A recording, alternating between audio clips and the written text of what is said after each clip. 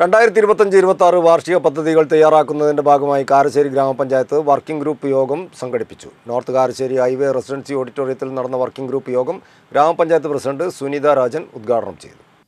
2025-26 വാർഷിക പദ്ധതികൾ തയ്യാറാക്കുന്നതിന്റെ ഭാഗമായാണ് കാരശ്ശേരി ഗ്രാമപഞ്ചായത്ത് വർക്കിംഗ് ഗ്രൂപ്പ് യോഗം ചേർന്നത്.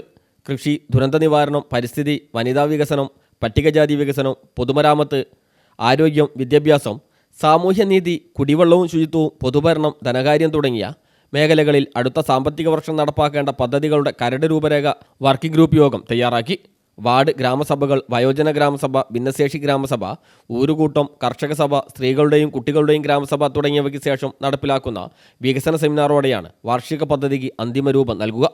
13 വർക്കിംഗ് ഗ്രൂപ്പുകളിൽ നിന്നായി 100ഓളം പ്രവർത്തകർ പങ്കെടുത്തു. നോർത്ത് കാരശ്ശേരി ഹൈവേ റെസിഡൻസി ഓഡിറ്റോറിയത്തിൽ ചേർന്ന വർക്കിംഗ് ഗ്രൂപ്പ് യോഗം ഗ്രാമപഞ്ചായത്ത് പ്രസിഡന്റ് സുനിത രാജൻ ഉദ്ഘാടനം ചെയ്തു.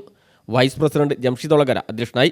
സ്ഥിരം സമിതി അധ്യക്ഷന്മാരായ സത്യൻ മുണ്ടയിൽ, ശാന്താദേവി മൂത്തേടത്ത്, ജീത സുരേഷ്, ആസൂത്രണ സമിതി ഉപാധ്യക്ഷൻ MT സെയ്ദ് ഫസൽ, ഗ്രാമപഞ്ചായത്ത് അംഗങ്ങളായ അഷ്റഫ് തച്ചാറമ്പത്ത്, ആമിന ഇടത്തിൽ, ഷാഹിന ടീച്ചർ, K കൃഷ്ണദാസ്, റുക്കിയ റഹീം, വിവിധ രാഷ്ട്രീയ പാർട്ടി പ്രതിനിധികളായ Roy master, Salam Thekkankutty, PK Shamsuddin, K Koya, Nadukkandi Abubakar, Gazeeb Chaluli, KC Ashraf തുടങ്ങിയവർ സംസാരിച്ചു. News bureau, Mukkam.